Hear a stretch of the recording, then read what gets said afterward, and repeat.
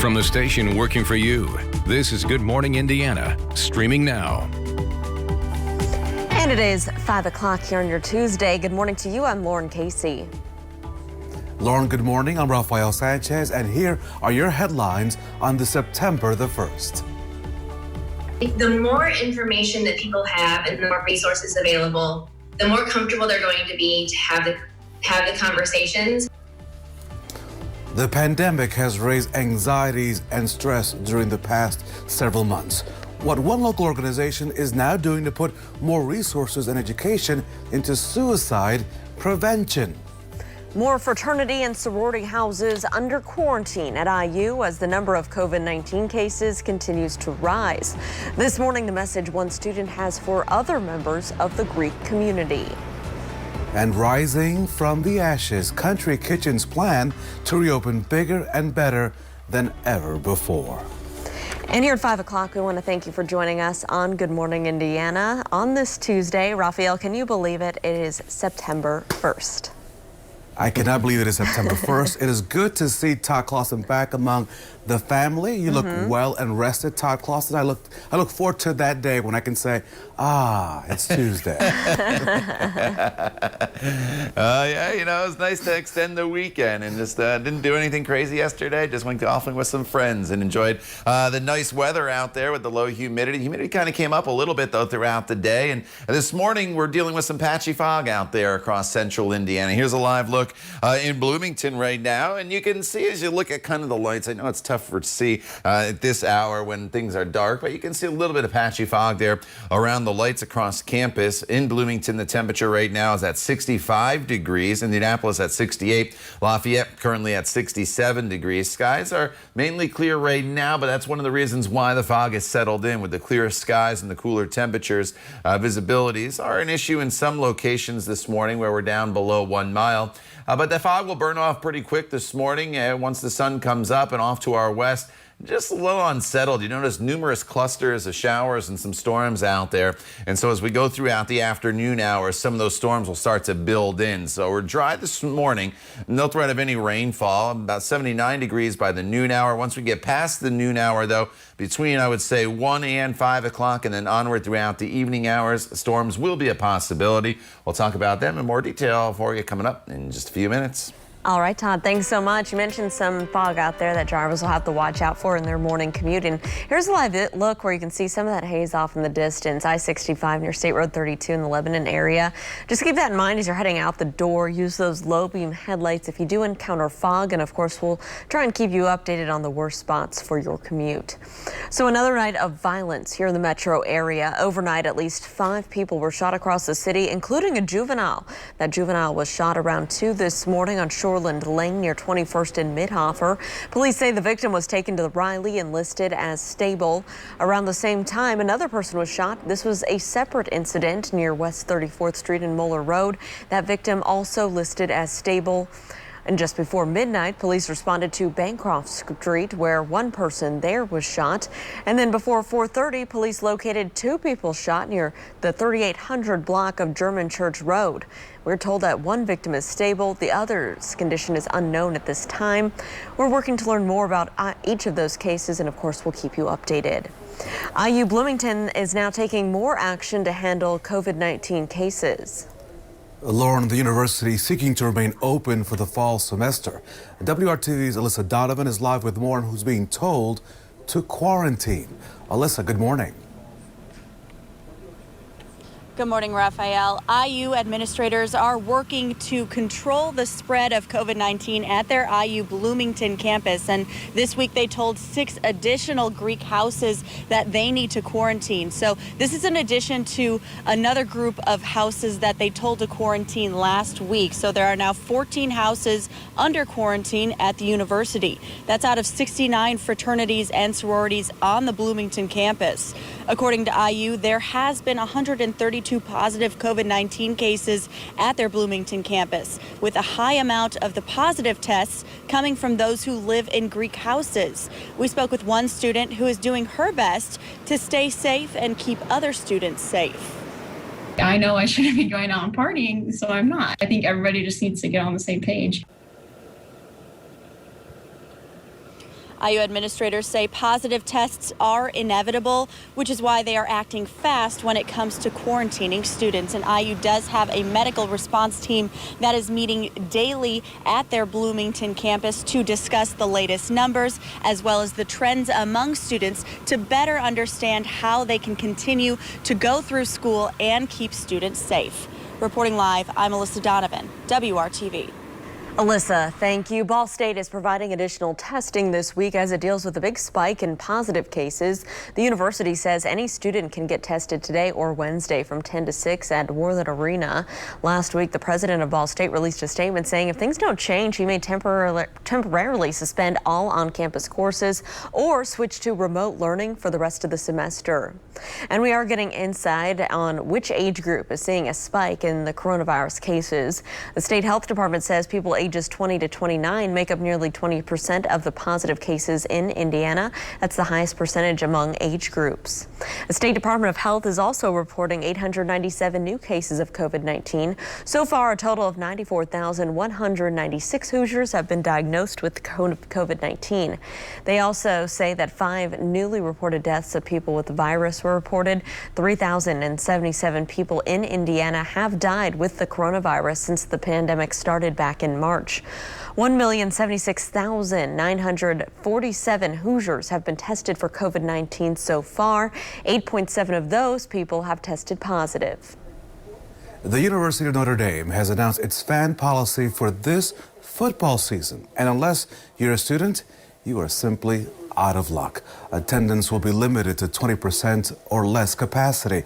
Priority will be given to students. Remaining tickets will be offered to faculty and staff and sold on a single game basis. Holy Cross and St. Mary's students may purchase tickets if space allows. Tailgating will be prohibited and masks will be required inside the stadium. The first home game is Saturday, September the 12th against Duke.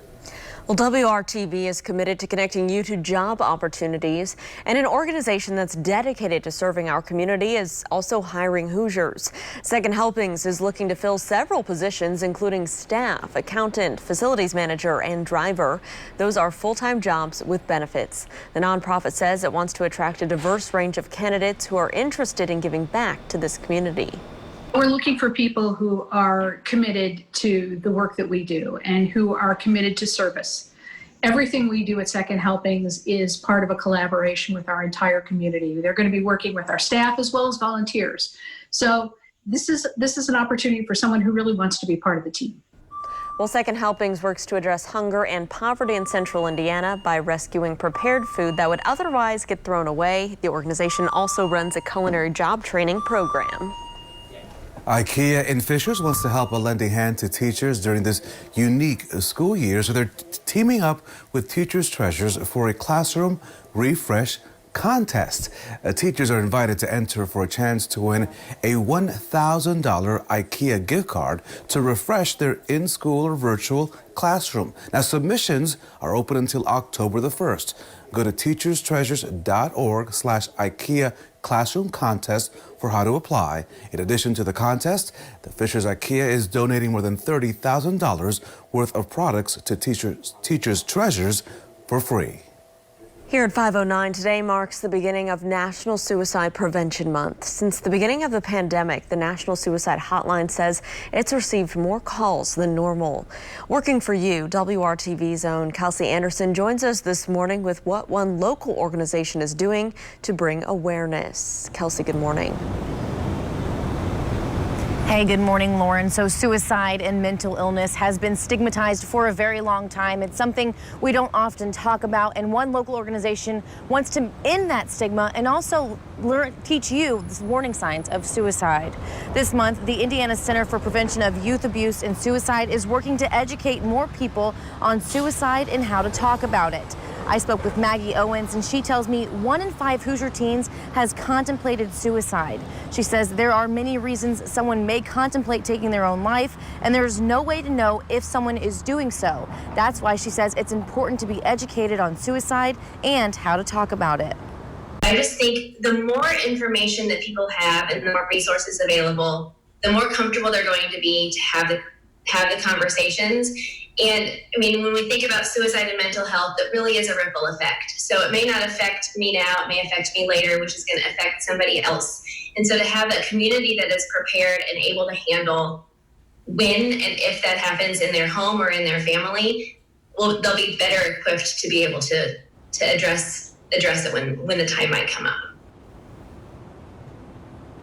She tells me they offer QPR classes, which stand for question, persuade, and refer. Question if they're having suicidal thoughts, persuading them to stay alive, and then referring them to a mental health place that is the best for them. And then now during the month of September, they are offering those classes virtually. They're also offering them free to anyone who would want to take them. For more information, head over to WRTV.com. Reporting live, Kelsey Anderson, WRTV. Kelsey, thank you. A soul food staple is planning to make a big comeback after several months following a destructive fire on the near north side of Indianapolis. The fire in January damaged Country Kitchen on North College Avenue, as you may recall. The building is gone, but plans to rebuild are now underway.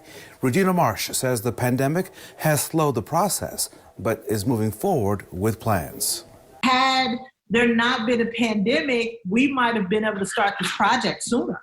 So while the project is still in the process of being built, that's income that we're not bringing in as a Black business. We've got the plans in place. We're now looking for bids, and we're in the process of doing this. Our goal is February or March of 2021 to be complete, but that's ambitious in the middle of a pandemic. The new plans will also include an event center on the site. Marsh says insurance is covering the cost of the rebuild. She says money raised from the community shortly after that fire went toward helping the staff. While you can't dine at Country Kitchen right now, you can support other Black-owned restaurants and businesses. You can find a directory of Black-owned businesses around Central Indiana on our website, WRTV.com. And Todd Clausen, this Tuesday would be a great day for takeout anywhere in Central Indiana. The offer to pay for lunch is still out there. You have not taken it. Hopefully after vacation, you have rethought your plans. It's free, bro. I'll pay for it, but listen, the offer's going to run out sooner or later. We'll get there eventually, Raphael. Don't worry. We're going to take you up on that. There's no doubt about it.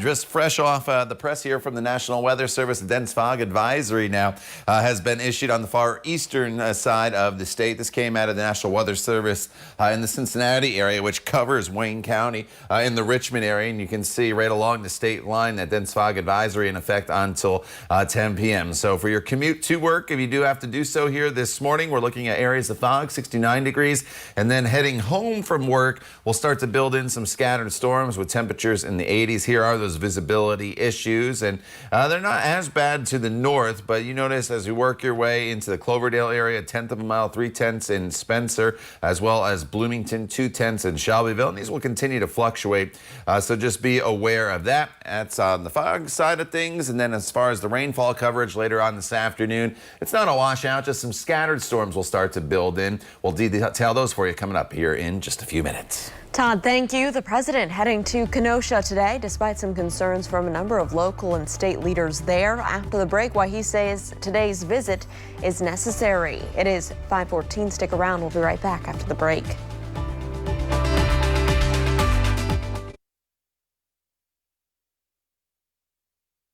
Welcome back to Good Morning Indiana. Today, President Trump will head to Kenosha, Wisconsin, despite some pushback from the governor and local officials there. And Lauren, for the past week, we have seen riots. We have seen peaceful protests, all in response to the police shooting death of Jacob Blake. The 29-year-old, as you may recall, was shot 7 times in the back and left partially paralyzed. That's per his parents. Local leaders say that Trump's presence may increase violence or make tensions worse. But the president, he insists the visit will increase enthusiasm and bring people together. He's expected to meet with local law enforcement officials and business owners and survey damage that was caused several sections of that city. A meeting with Blake's family is not on the schedule, though Mr. Trump says he spoke to their pastor. I spoke with the pastor, wonderful man, the family's pastor, and I thought it would be better not to do anything where there are lawyers involved. They wanted me to speak, but they wanted to have lawyers involved, and I thought that was inappropriate, so I didn't do that.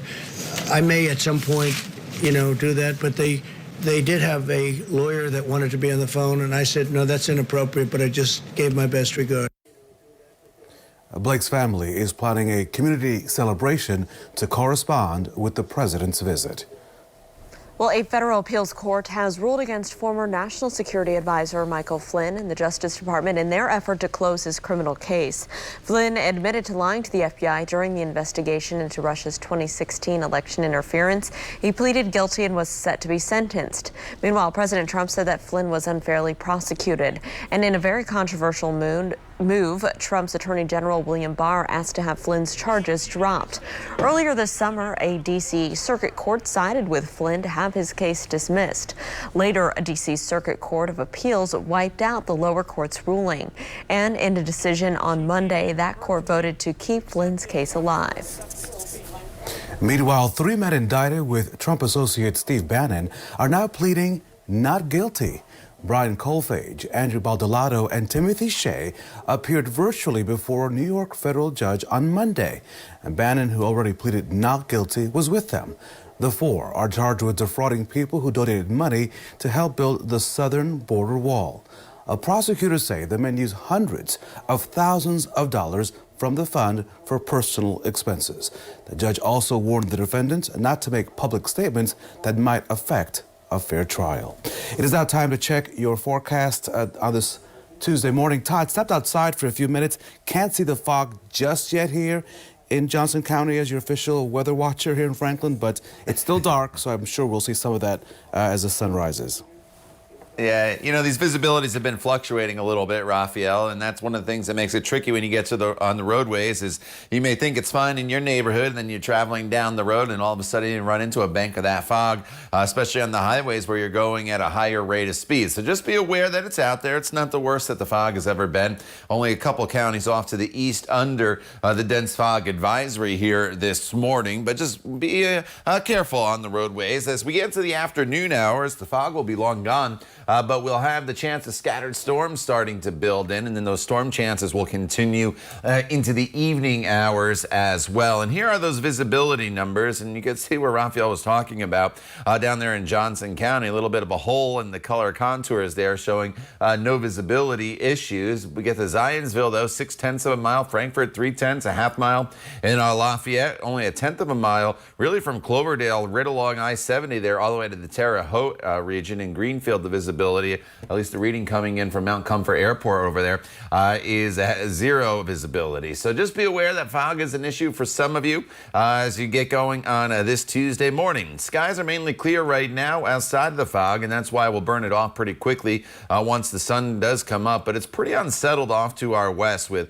different clusters and of storms and a broken line of showers there further off to our west. And that unsettled weather pattern is going to be with us here this afternoon and into the next couple days. So as we go over to TrueCast here, you can see it doesn't show a whole lot between now and 2 o'clock this afternoon. But once we get past 2 o'clock, I think there will be the chance of scattered showers and storms sneaking in here off and on throughout the course of the day. And then into the overnight hours, maybe potentially a bigger cluster of storms rolling through. And it might be that biggest cluster there that you see during the overnight hours that has the potential for maybe some gusty winds and the potential of maybe an isolated warning or two. You can see the visibility there in Bloomington, the 72 degrees in Muncie right now, 68 in Indy. Temperatures don't really move a whole lot here this morning. Once the sun comes up, we'll start to moderate through the 70s and then eventually up to about 82 degrees for your high temperature later on this afternoon. Tomorrow morning, as I mentioned, the chance of some showers and storms. And then Thursday, more storms are in the forecast as it remains pretty unsettled with temperatures in the 80s. But as they expand your 7-day planning forecast out, you notice Friday, Saturday, Sunday, and even most of Labor Day, a beautiful stretch of weather. But look at those temperatures back down into the 50s both Saturday and Sunday morning. But the afternoon hours, if you do have plans this holiday weekend, very pleasant with highs in the 70s and 80s. Lauren? All right, Todd, we were trying to find some fog to show you here on our camera, and this is a look out near the Greenfield Rest area where we did have that reduced visibility, and you can see some of the fog there in the skies from our camera. Traffic not impacted too much here. You can see it's moving along up to speed, both eastbound and westbound. We do have some flashing lights there off in addition distance, so we'll keep an eye on that. But overall, I don't think there's too many issues to slow down your commute. Just use those low beam headlights and use caution if you do encounter some fog for your commute. Raphael? Watch out for that fog. A 73-year-old woman back home after a long battle against the coronavirus. Her triumphant story next. You'll want to meet her right here on Good Morning Indiana.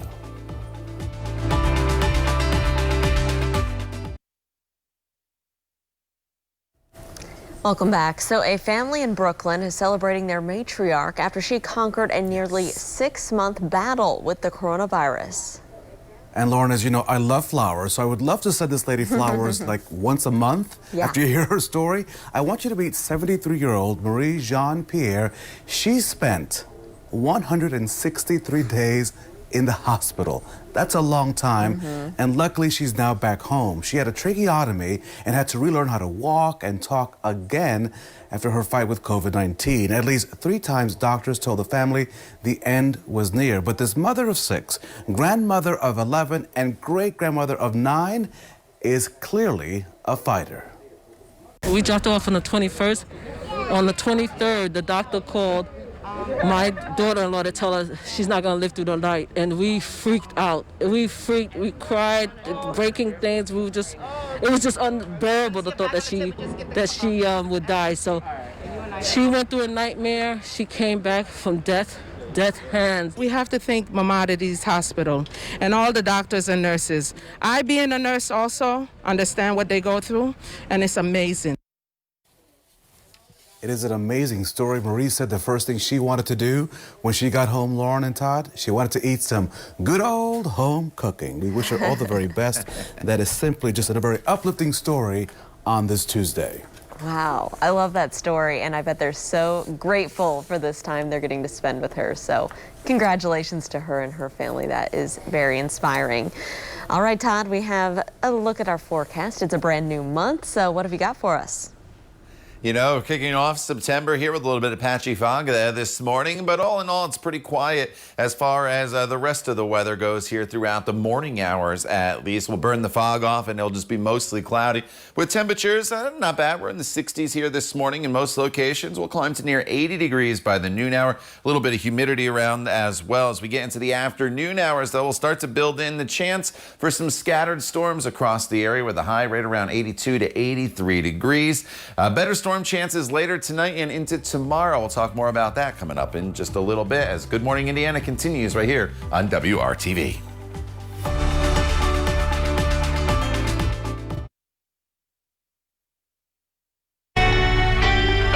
From the station working for you, this is Good Morning Indiana, streaming now. Now at 5:30, Indiana University seeing more cases of COVID-19 within Greek organizations. Our own Alyssa Donovan explains how the university is handling the outbreaks and what students say they're doing to stay safe.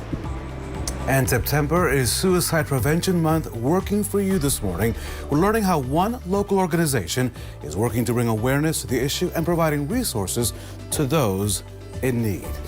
Welcome to Good Morning Indiana on this Tuesday. I'm Rafael Sanchez from your official Johnson County living room studio. As we continue to social distance, my good friend Lauren Casey is in Studio A, and Todd Clausen is in Indiana's best basement ever, giving us the best forecast. We hope on this first day of a new month. Yeah, brand new month, Raphael, and I don't know if Todd's going to deliver for us today. We have starting things off with some fog anyways. What can we expect, Todd?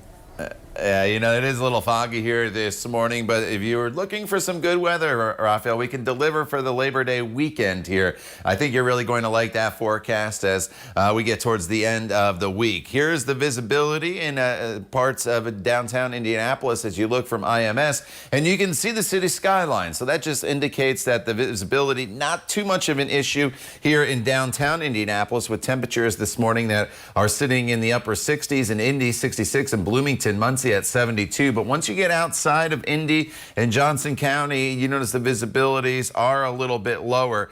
Frankfort, 0.3 of a mile, only a 1/10 in Cloverdale, 1/10 of a mile in Shelbyville. So just give yourself a little bit of extra time on the roadways this morning. There's a dense fog advisory in Connorsville as well as Richmond there till 10 o'clock on the eastern side of the state. We deal with the fog this morning and then the storms that are off to our west. Some of those will build in here later on this afternoon. So it's quiet this morning. Becomes a little stormy for some of you this afternoon with temperatures in the low 80s. We'll break down those rain chances for you in more detail coming up in just a little bit.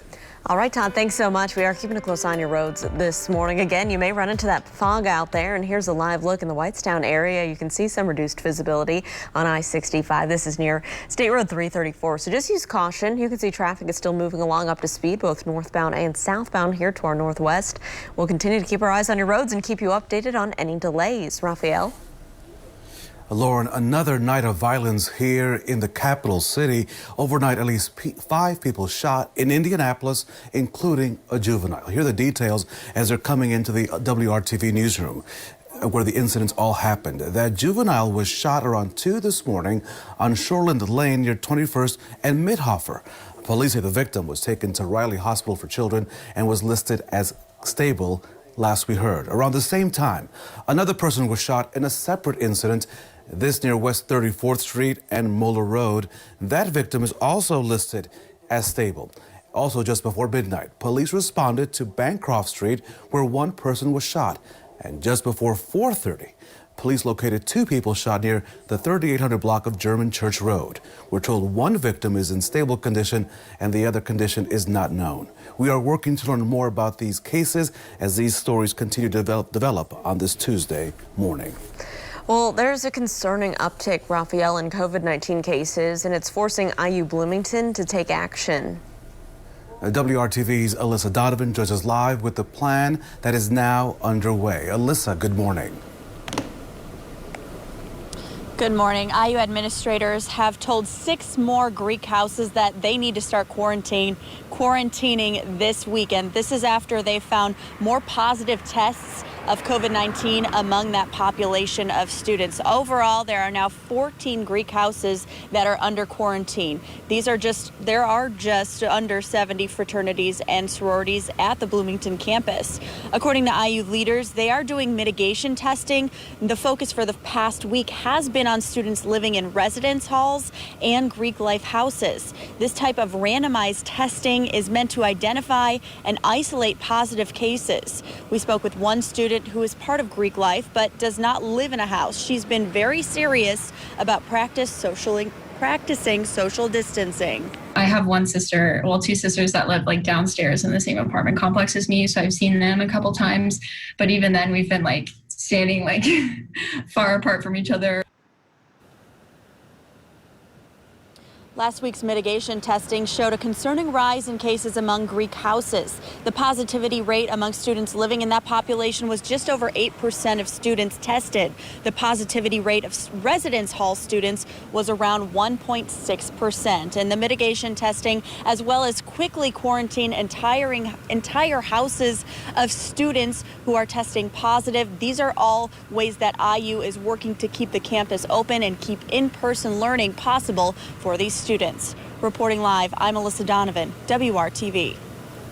This morning, let's take a big picture look at this issue. Here's a look at the latest numbers from across the state on the issue of COVID-19. This morning, state health officials confirmed nearly 900 new coronavirus cases. That means since the pandemic began, more than 94,000 Hoosiers have tested positive for the virus. State health officials also report an additional 5 people have died from COVID-19. Since March, more than 3,000 Hoosiers with coronavirus have died.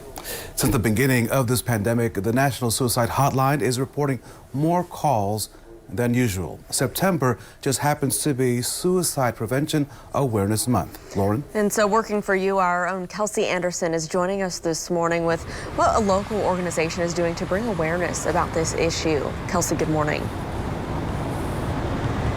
Hey, good morning. So suicide and mental illnesses have been stigmatized for a very long time. It's something we don't often talk about. And this month, a local organization is working to end that stigma and teach everyone the warning signs of suicide. We're seeing a rise in it and have been seeing a rise in it for a long time. And so to really equip the community with resources and things that are available to them. Maggie Owens works for the Indiana Center for Prevention of Youth Abuse and Suicide. She tells me Indiana ranks pretty high nationally when it comes to suicide. 1 in 5 teenagers seriously have considered suicide in the past year, and that was even before the onset of a pandemic. She says there are 3 main factors why someone may consider taking their own life. Depression and anxiety or substance abuse, any stressful life changes, and then some personality disorders that would come with that. So when we think about a pandemic, obviously that is a stressful life change for anybody. Owen says there's no one way to know if someone is contemplating suicide because everyone expresses their feelings differently. I think that there are some pretty specific, if there's an increase in alcohol or drug consumption, obviously the very direct speaking about the fact that they want to end their life or they're considering that, especially if there's a means, if they've expressed, that they have a gun and that they are having these thoughts, that's obviously a huge red flag to reach out. But I think it's just important to be aware of personality changes. She tells me the best way to equip yourself to have a conversation about suicide is to educate yourself. We actually offer them, it's called QPR. QPR stands for Question, Persuade, and Refer. It really talks about how to ask the question that if they're having suicidal thoughts, persuading them to stay alive, and then referring them to a mental health place that is the best for them. So during the month of September, they are offering these QPR classes online and free of charge. The next class is September 9th. For more information, head to WRTV.com. Reporting live, Kelsey Anderson, WRTV. Kelsey, thank you. Well, it's been more than 7 weeks since a 16-year-old boy was shot and killed on the east side of Indianapolis.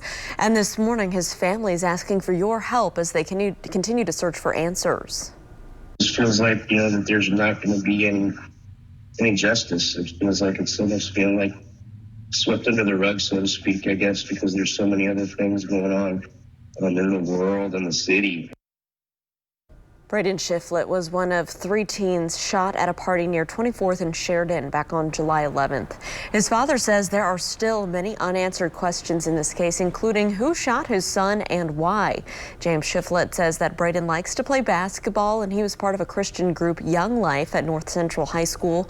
This morning, he hopes someone comes forward with some information.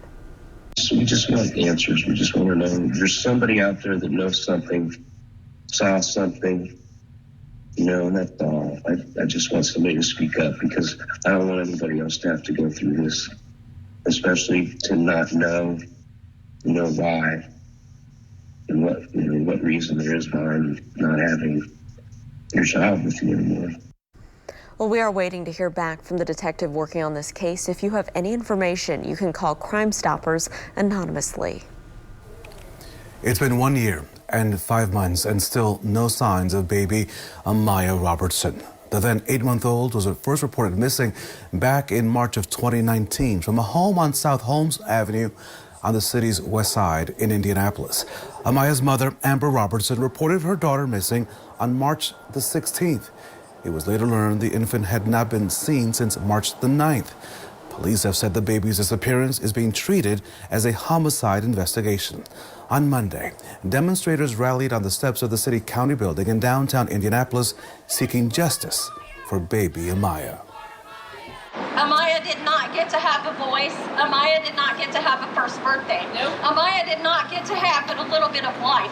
Less than 365 days on this earth. That makes us all angry. We're mothers out here. Every single person standing behind me is a mother. And this mother of this baby waited a whole week to report her child missing. In my eyes, that deserves some kind of criminal charges. If you have any kind of information about baby Amaya's disappearance, you're being asked to call Crime Stoppers, and remember, you can remain anonymous.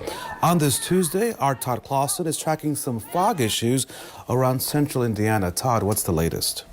Yeah, Raphael, the National Weather Service has now expanded the dense fog advisory from just the far eastern side of the state to include almost all of central Indiana. It's in effect until 9 a.m. for most of you. For those of you in Richmond, your fog advisory goes until 10 a.m. And these visibilities, they've been fluctuating a little bit here this morning. And it's not too much of an issue in downtown Indianapolis, and kind of a little hole there in Johnson County where visibility not an issue as well. But you get outside of that area and you notice there's a lot of locations where you see no number in front of the decimal point, which means that the visibility is down below 1 mile, and that's when you start to run into some issues. So as you get on the roadways this morning, if you have to do so, just be aware of the dense fog that is out there. 69 degrees as you head to work and as the kids head off to school. As you come home, fog's no longer an issue, but we'll start to turn our attention to the possibility of some scattered storms, and a couple of them could be strong to severe. More on that coming up in just a few minutes. Todd, thank you. Delayed mail through the U.S. Postal Service continues to be an issue here in Indiana. And part of the problem is trucks aren't as full as they should be. Coming up, WRTV investigates, talks to local postal workers, and we're getting answers about why this is happening. It's 5:44. We'll be right back.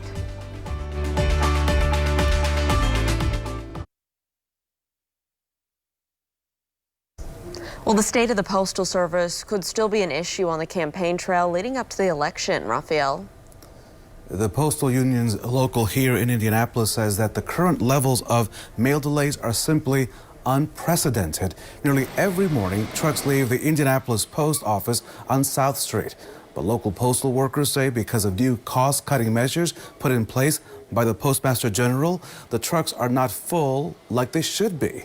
The newly appointed postmaster mandated that every truck keep to its schedule, even if it's empty. The cuts require that postal trucks to leave sorting facilities by a specific time each day. The changes are meant to improve efficiency and reduce overtime and extra trips. Local workers say they're seeing an impact. Well, we've seen both, and it depends on the volumes of mail for the day. If we have a heavy volume day, that mail may not make the truck on time because they're telling us to stop the processing at a certain time.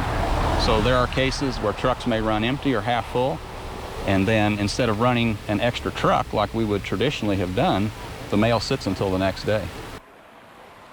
The WRTV Investigates reached out to the Postal Service. We did receive a statement from them in part saying on-time transportation has gone up from 89% to 97% in a few weeks. Now, since 2007, the Postal Service has experienced nearly $80 billion in losses. Postal workers are asking Congress for help. Well, a group of lawmakers are planning to subpoena Postmaster General Louis DeJoy over this issue. The House Committee on Oversight and Reform says that will happen on Wednesday. The group says they're looking for more answers after DeJoy's testimony last week. They asked for documents on the changes made to the Postal Service, but they've not gotten them yet. It is 5:49. Let's take a turn right now to our forecast with Todd Clausen. Hey, Todd.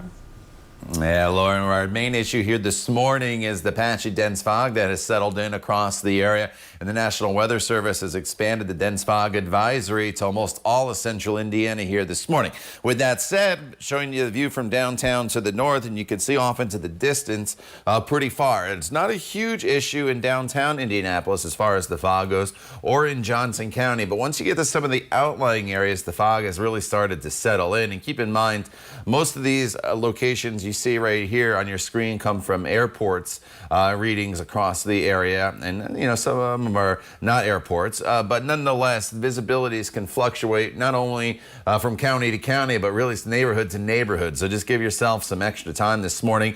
Fishers to Greenfield down to Shelbyville, visibility down close to nothing, only a 1/10 of a mile in Connorsville, 2/10 over in Cloverdale, Spencer and Bloomington at 3/10 of a mile. So just be patient on the roadways here this morning, especially as I always tell you on the highways and the higher rates of speed, those visibilities can change very, very quickly. We'll burn the fog off by about 9-10 o'clock here this morning, and then we'll just have partly to mostly cloudy skies through the noon hour, but we'll build in scattered storms throughout the afternoon. So we have kind of multiple issues today, the fog in the morning and then the storm chances as we get into the afternoon hours. But there's not a whole lot going on immediately in our future here across central Indiana. But as we expand out, you notice the showers and storms storms off to our west, and they'll start to creep into our area going forward. The Storm Prediction Center has us under the marginal risk for severe weather as we work our way into this afternoon, this evening, and then into the overnight hours as well. And as you'll see here on TrueCast, I do think some of these storms could linger into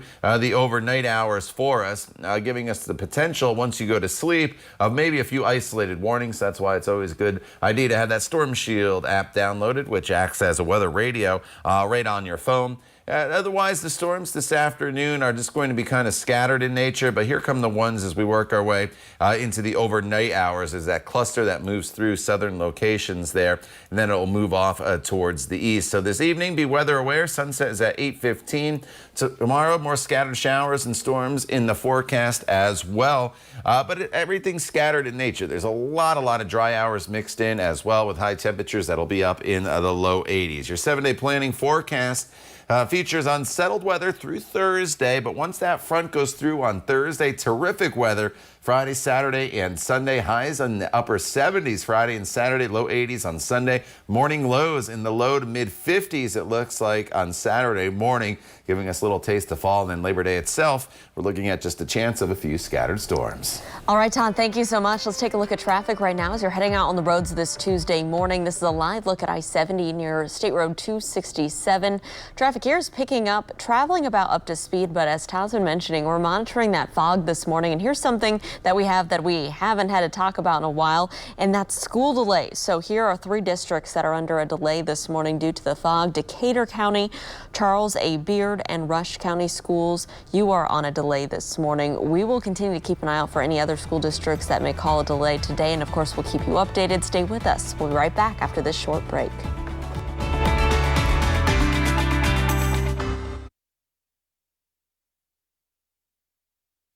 Welcome back to Good Morning Indiana. So Raphael, with kids all across the country using remote learning, they are encouraged to find a space at their home where they can focus and learn. I wish I could be handy, because I'm not. But this Nebraska dad is very handy, right? And so he wants to build desks for students, and he's already doing that. You see, Marcus Holly said he started building desks for his 3 kids, even though he did not know how. But after watching YouTube, he learned how to do it and expanded his work to help others in the community. Now, Holly has barely charged enough to cover the cost of those supplies, but he got a great surprise from an anonymous donor. It was $1,000 so that he could keep building those desks without charging a dime. That is simply awesome. That is very cool. Good for him. And you can help empower children with literacy tools that they need to be successful in school and really in life in general. You can donate to the WRTV If You Give a Child a Book campaign. The fundraiser runs through September 11th. All you have to do is go to WRTV.com/giveabook for more information. And we want to thank you for helping kids right here in Central Indiana. All right, Todd, as kids are maybe heading out to school this morning, we know there's a few delays out there, and that's due to the fog we're experiencing. Yeah, you know, the dense fog advisory was expanded by the National Weather Service to include most of central Indiana just about 15 minutes ago. And you can see all the counties shaded in gray that are under the dense fog advisory. It's just some counties in northern Indiana where you are not technically under the advisory. That's because your visibilities are running a little bit better there to the north. So as Lauren mentioned, some school delays there, and just use a little bit of extra caution as you head off to work this morning as well. Once we get rid of the fog, there are some rain chances today and in the coming days. We'll break that down for you coming up when Good Morning Indiana continues right here on WRTV.